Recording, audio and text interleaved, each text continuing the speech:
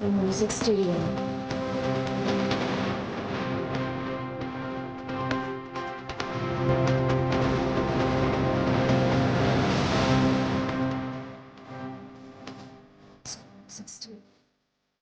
दिल्ली के जंतर मंतर पर आज से लगभग 20 दिन पहले से 59 साल का युवा लगभग 20 दिन से भूखा पड़ा हुआ है।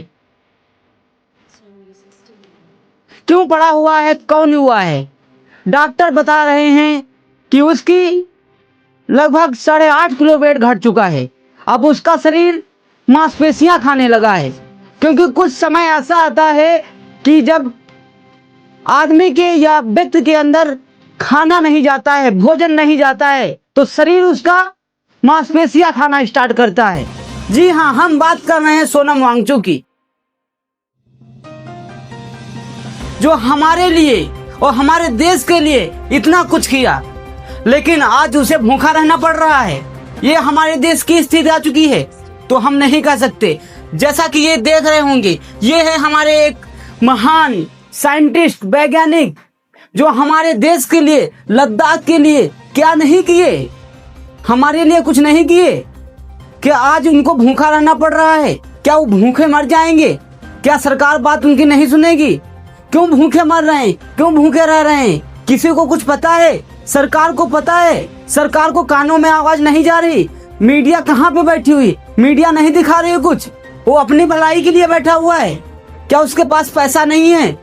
क्या अपने घर लद्दाख में रह के वो कुछ नहीं कर सकता?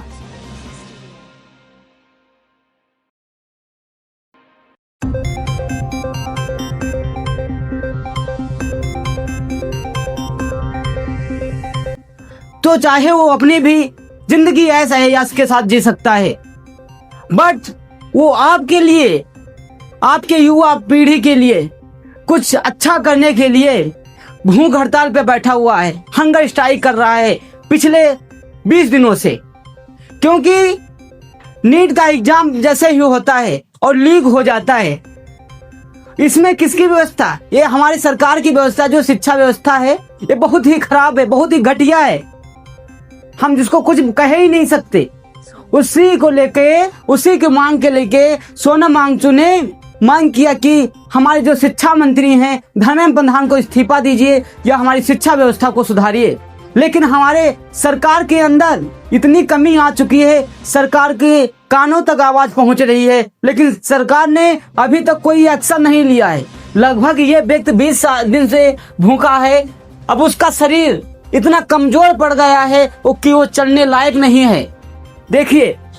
नमस्कार साथियों, बड़े मुश्किल से आज फिर आप लोगों से जुड़ पा रहा हूँ 18वें दिन, क्योंकि आप लोगों के हज़ारों संदेश आए कि मैं अनशन तोड़ दूँ, कुछ खा लूँ। बड़े बुजुर्ग नेतागण आकर मुझे कोई प्यार से, कोई गुस्से में बोल रहे हैं, और कुछ ने तो अदालत से अपील की है कि सरकार मुझे ज़बरदस्ती खाना खिलवाएं। दो बातें हैं। पहला तो अगर मैं खा भी लूं तो उससे क्या बदलेगा और क्या संदेश जाएगा? सरकार को तो यही संदेश जाएगा कि जवाबदेही की ज़रूरत नहीं है, वो बैठ जाते हैं, वो चले जाते हैं। और दूसरी बात, मेरी हालत कुछ ऐसी भी नहीं है कि मैं 2-4 दिन में मर जाऊं। ये है सोनम वांगचुक, जो वहीं पे जंतर मंतर पे पिछले 20 दिनों से एक व्यक्ति, बारिश हो, बरसात हो, धूप हो, कुछ भी हो, वहीं पे लेटे हुए हैं। केवल उसकी खुराक क्या है? नमक और पानी। नमक वाला पानी पी के जी रहा है इंसान। और कुछ ऐसे निठल्ले लोग हैं जो कमेंट कर रहे हैं कि सर वो हो सकता है पीठ पीछे खाना खा लेते होंगे। अरे बेटा, उसका शरीर देख के नहीं पता चल रहा तुमको? शर्म करो। और सरकार हमारी तो शर्म करने लायक नहीं है। पक्ष और विपक्ष की बात करें, क्या वहां जाके नहीं पता सकता था? हंगर स्ट्राइक नहीं तोड़वा सकता था? और उसकी बात नहीं मानी जा सकती थी? क्या धर्मेंद्र प्रधान इस्तीफा नहीं दे सकते? क्यों नहीं दे सकते? जब तुम्हारे अंदर शिक्षा व्यवस्था चलाने की अकल नहीं है, चला नहीं सकते, तो इस्तीफा दो, दूसरे को दो, दूसरे को सौंपो। क्या है? यही हमारी शिक्षा नीति है। यही आगे आप शिक्षा व्यवस्था को अच्छा बनाएंगे। जो शिक्षा एक देश का स्तंभ होती है, स्तंभ, पिलर, जो हमें देश को आगे विकसित कराएगी, वही हमारा कमजोर रहेगा तो विकसित कैसे होगा देश? किसी को पता है? अभी तक हमारा पक्ष विपक्ष हमारे यहाँ जंतर मंतर पर नहीं पहुंचा है जो इनका सपोर्ट करे। और आप लोग इस वीडियो को ज्यादा से ज्यादा शेयर कीजिए और आप भी लोग रील बनाइए, स्टार्ट कीजिए और उनका सपोर्ट कीजिए। जो जंतर मंतर दिल्ली पर नहीं पहुंच सकते हैं तो ऐसा करिए, वीडियो के जरिए, रील के जरिए इनको इतना बढ़ाइए कि सरकार तक आवाज पहुंचे, सरकार एक्शन ले इस पे। क्योंकि लास्ट में अभी कुछ समय बाद ऐसा आएगा, एक स्टोरी लग जाएगी इनकी कि सोनम वांगचुक अब नहीं रहे। उसको क्या फर्क पड़ेगा? सरकार को क्या फर्क पड़ेगा? तो वो तो कहती है कि ऐसे व्यक्ति चले जाएं, आगे हमारा कमजोर हो जाएगा, हम सब कुछ कर लेंगे।